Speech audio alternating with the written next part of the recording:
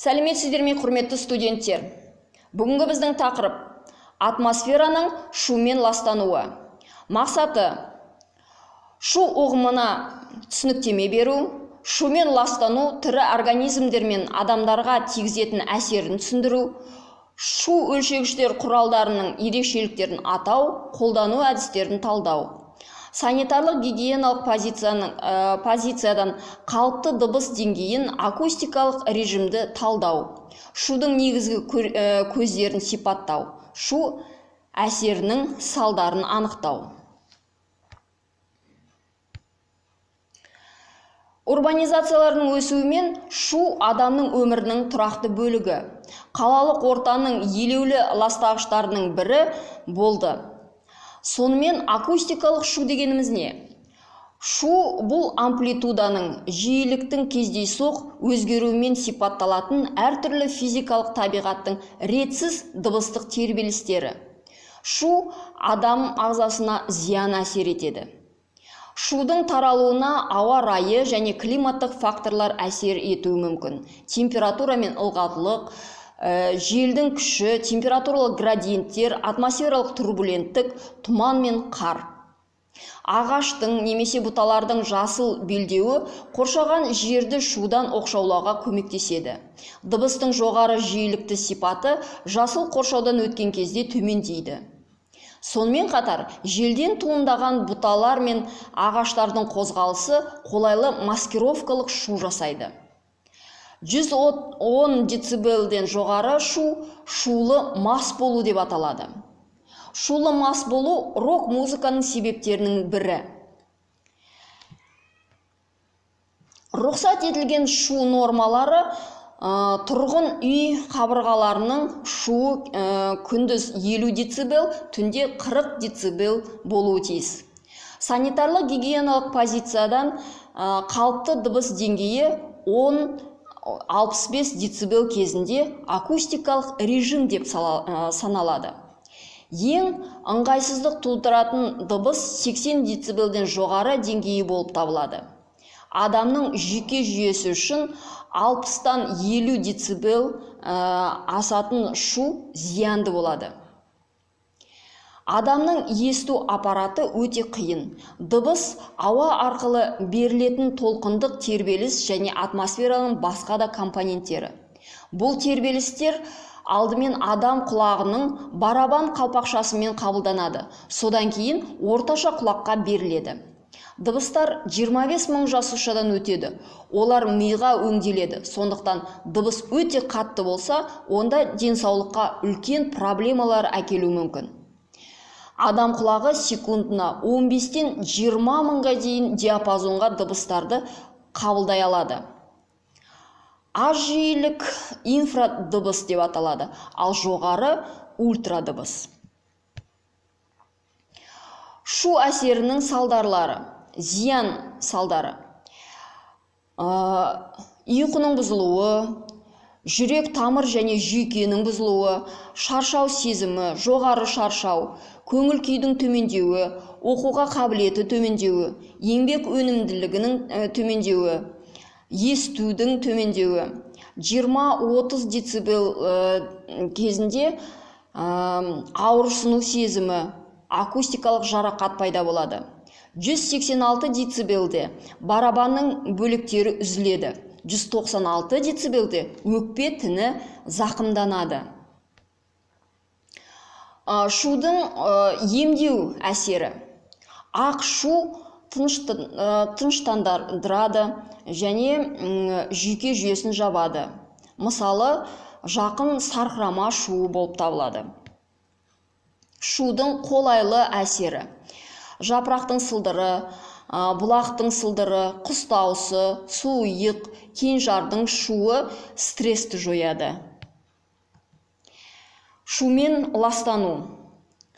Адам есту қабілеті үшін жарамсыз кез келген шудың ластану болып табылады.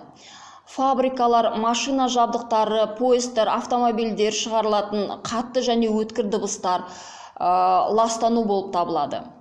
Шуды және дыбысты ластайтын табиғи және антропогендік факторлар адам денсаулығына әсер етеді. Олар тітіркендіруді және бас ауруды тудырады.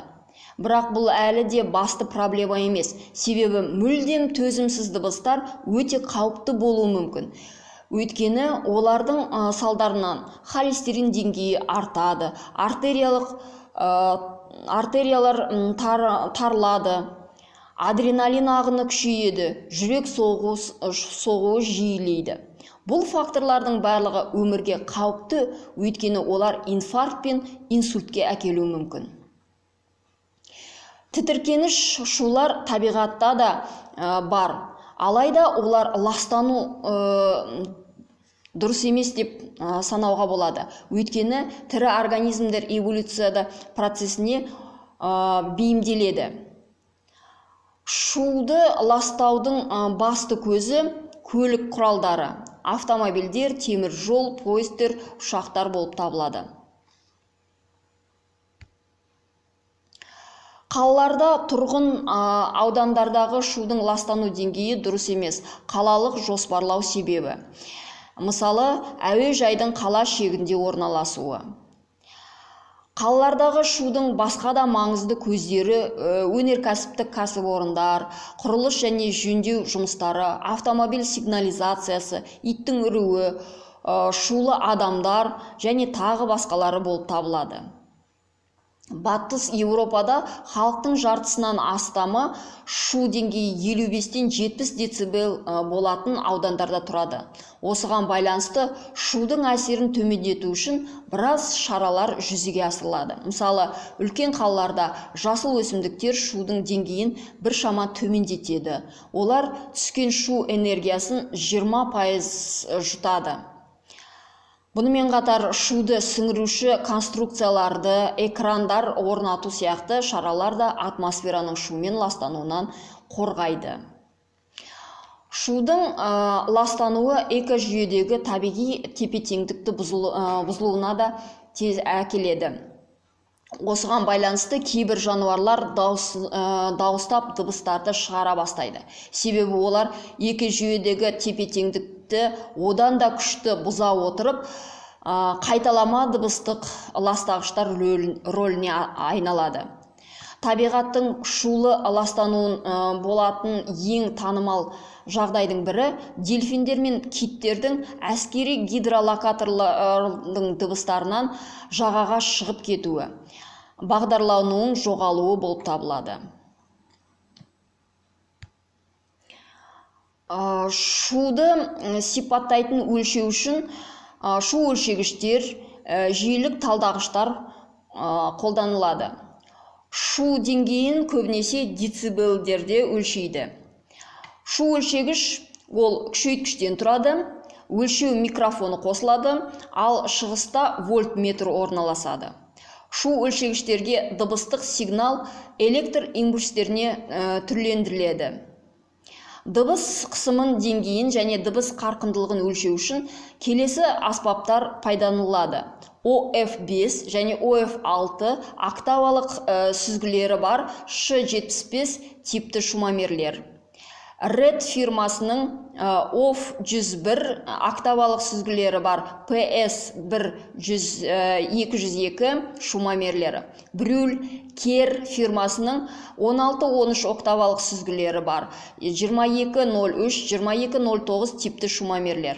ИШВ1 және ВШВ003 шу мен вибрация өлшегіштері. Технологиялық жабдықтың шу сипаттамасы машина контурынан 1 метр қашықтықта анықталады. Жұмыс орнында 5 сантиметр қашықтықта анықталады. Қазіргі замандағы шу өлшегіштердің А және лин түзетуші жиілік сипаттамалары бар.